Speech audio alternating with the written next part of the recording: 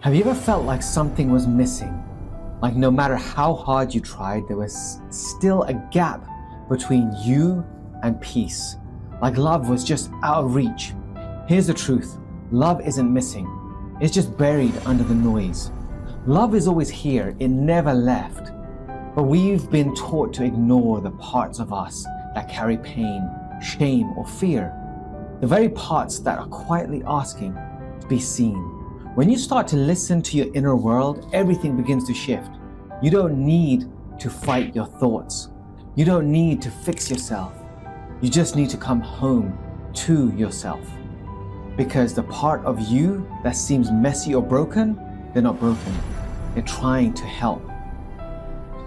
When I say parts, I'm talking about the different voices, feelings, and patterns that live inside you.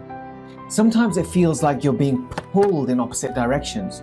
One part wants to move forward, another holds you back. One wants connection, another is terrified of being hurt. That's normal. We all have these inner parts. Some of them are known as protectors.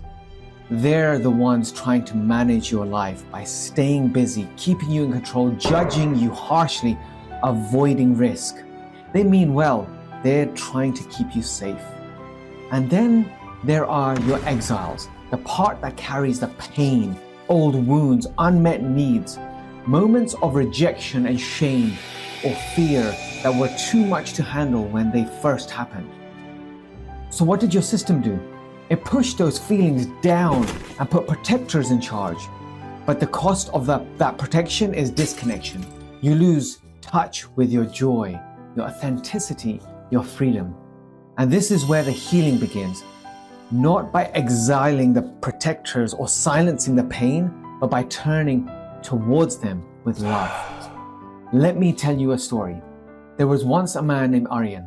From the outside, his life looked great. He was responsible, successful, always reliable, but inside, he often felt heavy, tired, disconnected. Every time he tried to slow down or relax, this voice inside of him would say, "Keep going, don't stop, you're not good enough." That voice, that was a protector. It had been running the show since Aryan was a child, when he learned that being perfect was the only way to feel safe. If he kept achieving, maybe no one would criticize him. Maybe he would never feel that sting of rejection again.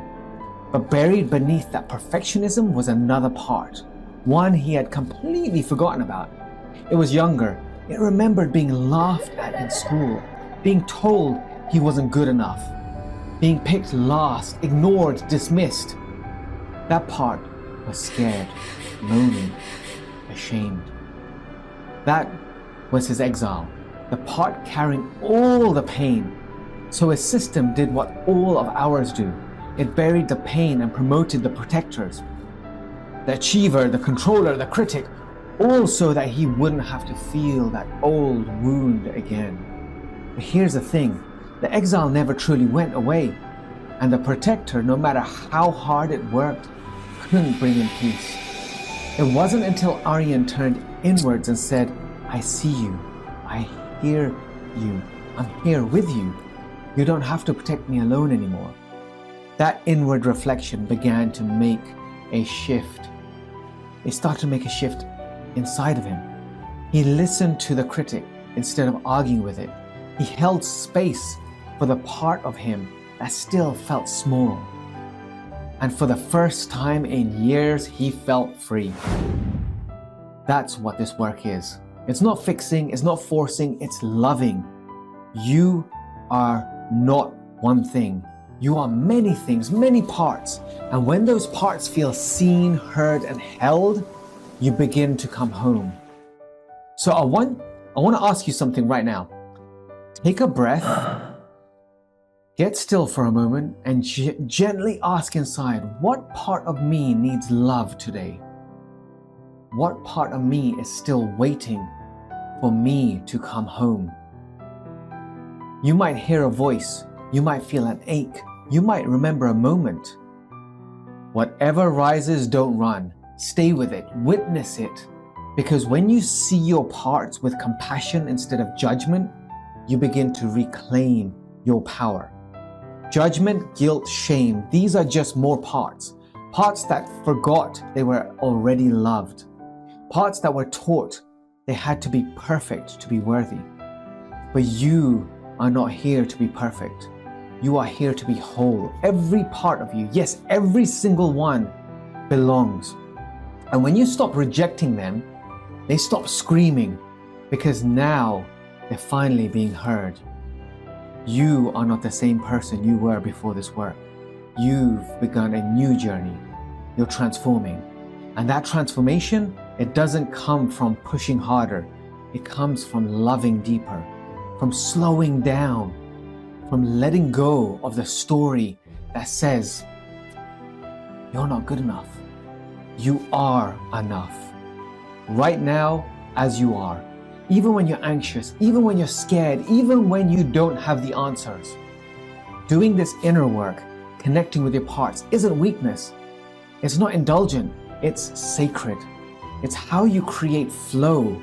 It's how you access clarity. It's how you shift from reacting in fear to creating love.